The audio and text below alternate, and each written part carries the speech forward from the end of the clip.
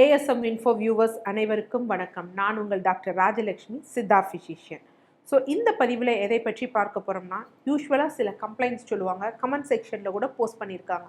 என்ன அப்படின்னு பார்த்தீங்கன்னா, நான் உட்காந்து எந்திரிச்ச உடனே தலை சுத்தல் வர்ற மாதிரி இருக்குது, இல்லை படுத்திருந்து நான் பெட்லேருந்து இல்லைன்னா தலையணையிலேருந்து எந்திரிச்சோம் அப்படின்னா எனக்கு தலை சுற்றல் வருது, என்ன காரணம் அப்படின்னு. யூஸ்வலாக பொதுவாக இது என்ன பண்ணுவோம் அப்படின்னு பார்த்தீங்கன்னா, நிறைய இடங்களில் இது வெறும் வெர்டிகோ அப்படிங்கிறது தான் அணுகிட்டு போகும். பட் வெர்டிகோ இதில் கொஞ்சம் பேருக்கு தான் வெர்டிகோ இருக்கும்.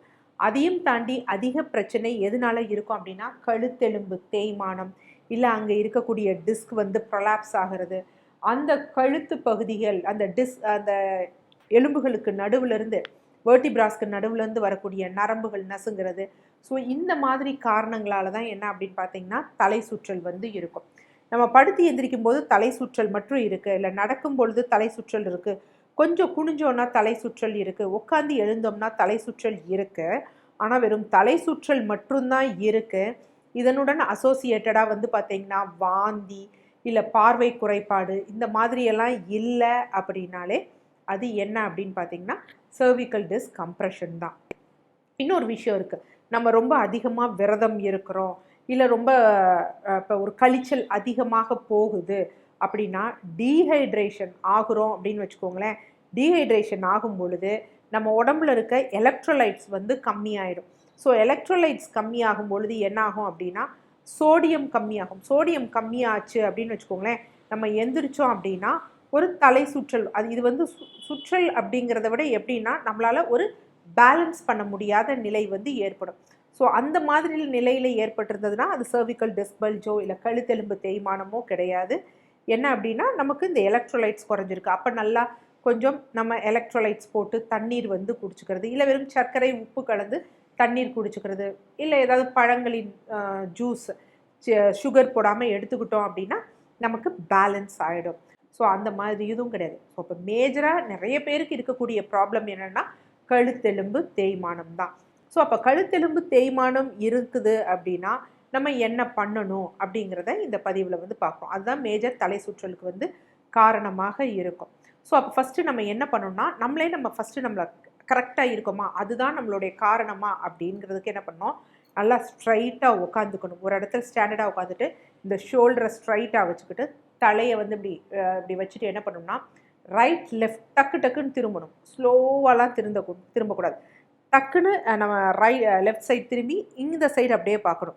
அடுத்து ரைட் சைடு திரும்பி இந்த சைடு பார்க்கணும். அப்படி டக்குன்னு திரும்பும் பொழுது நமக்கு தலை சுற்றல் ஏற்படுதா, இல்லை இந்த இடத்துல கழுத்தில் பின்பகுதிகளில் ஒரு அசௌகரியம் ஏற்படுதா, இல்லை தோள்பட்டைக்கும் இந்த கழுத்து பகுதியில் இருக்கக்கூடிய தசைகளில் ஏதாவது அசௌகரியம் ஏற்படுதா அப்படிங்கிறத பார்க்கணும். அடுத்து என்ன அப்படின்னு பார்த்தீங்கன்னா இந்த முகத்தை நல்லா வேர்ட்டிக்கலாக மேலே பார்க்கணும். மேலே பார்க்குற மாதிரி பார்த்துட்டு திருப்பி கீழே குனிஞ்சு இங்கே தொடணும். இப்படிலாம் தொடக்கூடாது, நல்லா இப்படி தொடணும். அப்படி தொட்டு பார்க்கும் பொழுது நம்மளால் தொட முடியுதா, இல்லை இப்படி கீழே குனியும் பொழுதோ மேலே இது பண்ணும் பொழுதோ நமக்கு பிடிச்சி இழுக்குதா, இல்லை தலை சுற்றல் ஏற்படுதா, அசௌகரியம் ஏற்படுதா, இப்படி இருந்தாலே நமக்கு என்ன அப்படின்னு பார்த்தீங்கன்னா சர்விக்கல் ப்ராப்ளமாக தான் இருக்கும் அப்படிங்கிறத நமக்கு தெரிஞ்சுக்கணும். ஸோ இன்னும் சில பேருக்கு பார்த்திங்கன்னா உடல் பருமனான பெண்களுக்கு இது கொஞ்சம் அதிகமாகவே இருக்கும். அது மாதிரி முன்பக்கம் மார்பக தசைகள் கொஞ்சம் அதிகமாக இருந்தாலும் அவங்களுக்கு இந்த மாதிரியான அசௌகரியம் ஏற்படும். ஸோ அப்போ இந்த மாதிரி இருந்தது அப்படின்னா நம்ம ப்ராப்பராக ட்ரீட்மெண்ட் எடுக்கணும், அது ரொம்ப முக்கியம். இதனுடன் இப்போ இங்கே என்ன இருக்கும் அப்படின்னா, இப்போ யூஸ்வலாக இந்த கழுத்து பகுதியில் இந்த முதுகு தண்டுவடம் இப்படி இருக்கும். ஸோ இது என்னென்னா ரொம்ப நேரம் ஏதாவது டெய்லரிங் பண்ணுறாங்க, இல்லை ரொம்ப நேரம் குனிஞ்சு வேலை செய்கிறாங்க, ஏதாவது ஒரு வேலை இந்த ஒரு கைக்கு மட்டும் போடுறாங்க அப்படின்னா லாஸ் ஆஃப் சர்விக்கல் லார்டோசிஸ்ங்குவாங்க. ஸோ அந்த நெளிவு சொலிவில் கொஞ்சம் இது குறைஞ்சி போய் எப்படி இருக்குன்னா கொஞ்சம் ஸ்ட்ரைட்டாக இருக்கிற மாதிரி இருக்கும். அப்போ அவங்களுக்கு இந்த மாதிரி இது பண்ணுறப்ப கஷ்டம் ஏற்படும். நர்வ் கம்ப்ரெஸ் ஆச்சுன்னா தலை சுற்றல் போன்றவை ஏற்படும். அப்போ இங்கே நம்ம ட்ரீட்மெண்ட் என்ன அப்படின்னா ஃபஸ்ட்டு இந்த கம்ப்ரெஷன் ஆன இடத்துல வரக்கூடிய தசைகள் இன்ஃப்ளமேஷன் ஆகிருக்கும். ஸோ இன்ஃப்ளமேஷன் ஆனதை குறைப்பதற்கு மருந்துகள் எடுக்கணும். நரம்புகள் கம்ப்ரெஷன் ஆனதுக்குரிய இருந்ததுன்னா அதற்குரிய மருந்துகள் எடுக்கிறோம். எடுத்துட்டு வர்ம சிகிச்சை பண்ணுறோம். ஸோ பண்ணும்பொழுது என்னென்னா நமக்கு அதுக்கப்புறம் நம்ம ஃப்ரீயாக ஆகிடுவோம். இருந்தாலும் அதன் பிறகும் சில எக்ஸசைஸ் வந்து இருக்கும். யூஸ்வலாக நீங்கள் கூகுள் பண்ணலாம், இல்லை யூடியூப்பில் பார்க்கலாம், இல்லை அருகாமையில் உள்ள மருத்துவர்களையோ இல்லை தெரபிஸ்டையோ கேட்டிங்க அப்படின்னா சில எக்ஸசைஸ் வந்து இருக்குது இந்த சர்விக்கல் கம்ப்ரெஷனுக்கு. அந்த எக்ஸசைஸ் ரொம்ப கிடையாது. ஒரு நாளைக்கு காலை மாலை வெறும் 2 இல்லைன்னா 3 நிமிடங்கள் அந்த எக்ஸசைஸை பண்ணோம் அப்படின்னா நமக்கு, ஏன்னா நம்ம அப்படியே உட்காந்துருக்க மாட்டோம், நம்ம டெய்லி ஏதாவது வேலை செய்வோம், திருப்பி அந்த பொசிஷன் மாறும். இந்த எக்ஸசைஸை தொடர்ந்து பண்ணும் பொழுது என்ன அப்படின்னா திருப்பி அது நார்மல் பொசிஷனுக்கு வரும். ஸோ அதனால் அதை ஃபாலோ பண்ணும். நம்ம இங்கே கழுத்தை தான் நம்ம நினச்சிட்டு இருப்போம். நம்ம இடுப்புக்கு கீழே இருக்க தசை பகுதி ஸ்ட்ராங்காக இல்லை, லம்பார் ரீஜன் இடுப்பு பகுதி வீக்காக இருந்தது அப்படின்னாலும் அதோட பாதிப்பு இந்த கழுத்துகளில் வந்து தெரியும். அது மாதிரி மலச்சிக்கல் இல்லாமல் பார்த்துக்கணும். ஸோ இந்த மாதிரி பார்த்தோம் அப்படின்னா இந்த தூங்கி எந்திரிச்சோன்னே இந்த தலை சுற்றல் வர்றது இதெல்லாம் வந்து சரியாக போயிடும். அடுத்து என்ன அப்படின்னா டாப்பிக்கெலாம் நம்ம கொஞ்சம் அப்ளிகேஷன்ஸ் பண்ணலாம். என்னென்னா நார்மலாக குன்றிமணி இலைகள் நம்ம பார்த்துருப்போம்.